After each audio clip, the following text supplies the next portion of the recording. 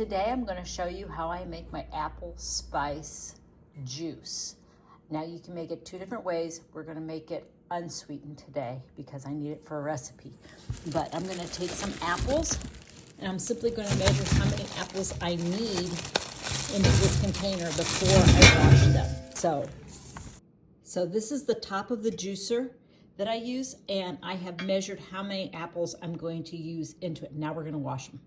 While the apples are soaking, I'm going to take 4 allspice berries, about 10 cloves, and 2 sticks of cinnamon and put them in the bottom of the pot. This is the top part of my juicer, so that this is the part that has the holes.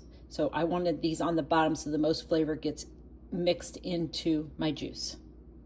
On the stove, I've got my bottom pot for the juicer. The juicer is 3 parts. The bottom part, which you put your water in, and there's a lip here, and this lip is where your fill line is for your water. So I've filled my water to there, and then I have the next section, which goes right on top. This is where the steam, the juice actually falls into the steam, and then it comes out through this little contraption here, and comes down the hose into a jar that I'll set here at the bottom. Right now it is plugged up, as you can see, and I will then put this down a little bit lower. Then once I get all the apple pieces into this, I will then put that on top. So my apples have been soaking in hot vinegar or warm vinegar water. I'm going to take any labeling off. I'm going to simply cut them in half, and then I quarter these. I leave seeds in because the seeds won't go into the liquid. And if there's any bad spots, like that one's kind of minor, but I'm going to take it out anyhow. I don't think it would have mattered. Simply put it in the chicken bucket. And I repeat this process until I have all the apples from my sink, because you know I've already measured them, and into the juicer. And by the way, I don't remove the apple seeds. The apple seeds do contain cyanide, and because the hulls are not cut into when you do this, you will not get any cyanide in a seed that is remaining whole. And the couple of seeds that I might have chopped a little bit into are not going to produce enough cyanide to poison anyone or anything. So there's no worries in leaving the seeds in. If you're interested, I did a whole post on this back a couple months. You can look it up.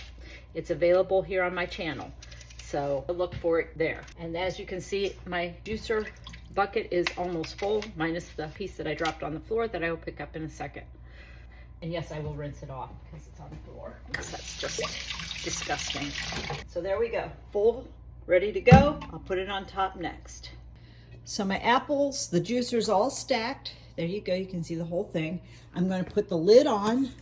Now it doesn't fit perfectly, but that's okay. It will boil down, it will go down. I'm going to turn my burner on high, and I am going to walk away. I'm going to set the timer for 45 minutes because it takes about 2 hours for these to completely get juiced, and I need that little reminder to check on it every 45 minutes, and the last one I do a half an hour. We have the apple juice being made. You can see the liquid here. I am going to open the base here, and then I've got it stopped here so it shouldn't come out too fast. And you can see it just filled up even more because the liquid came through the hose. And now I'm going to release it, and you can see it's starting to fill the jar. So we aren't even 45 minutes in, and I'm already getting spiced apple juice. So it gave me about 6 cups in this jar as it stands right now. This is a half-gallon jar, and it's quit coming down the hose. I'm going to clamp it back off, and I'm actually going to switch my jars, and then that way then any new go into that new jar. That way then I can not have to worry about it overflowing. Some extra pressure, and if it doesn't start bringing the juice down in, that's okay. What I do is then I stir the apples. Oh, look, there's the juice.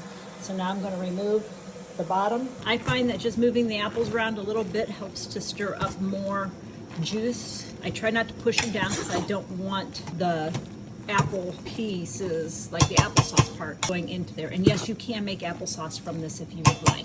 Replace lid. I'm going to set timer for 30 more minutes, and then it will be done. Start. So the timer just went. It's been 2 hours since I've been working on this batch of apple juice, the spiced apple juice. I have one half-gallon jar that's filled to 7 cups, and I have another half-gallon jar that currently is filled to about 2 cups. So I am going to turn the burner off, and we're going to start working with draining the rest of this. I don't like to go any further than this, but this is where we stop. So I pulled the lid off. I like to stir one last time and see if I can't get any of the juices away from the pulp and drain into the steamer part. Now I'm just going to let it sit there for a minute. In the meantime, I'm going to pull the cap off the end again, and you can see it's already draining into the jar. I'm going to release the tab and let it just continue to drain, because there is liquid down there, but I'm letting the apples kind of siphon off a little bit more. So once your rest period is over, you can do even a couple hours letting this rest and letting the juice just drain. I don't have that kind of time today, so I got to keep moving along. I'm going to pull the lid off, and we're going to take this apart, and I'll show you what's down in the steaming part. When I said there was more juice down in here, I wasn't teasing, I wasn't lying, and I simply start tipping this so it starts draining through the hose. And now the jar is going to start filling up. I usually get about 14 cups, almost a full gallon's worth of juice when I do it this way. Now the one thing you don't want to do is let this bottom part run out of water. I am almost totally out of water, so I turned it off just in the nick of time. I think I accidentally, the timer went off when I went into another room, so I missed like 10 minutes, which is what probably caused that. But we're okay because it didn't totally dry out. And as you can see, I got 14 cups worth of juice, almost a full gallon. So I'm going to be using this to make brine for our turkey that we have to do for our Friendsgiving. But I just wanted to share, this is how you make spiced apple juice without any sugar. This is Kelly signing off from Yellowknife Homestead.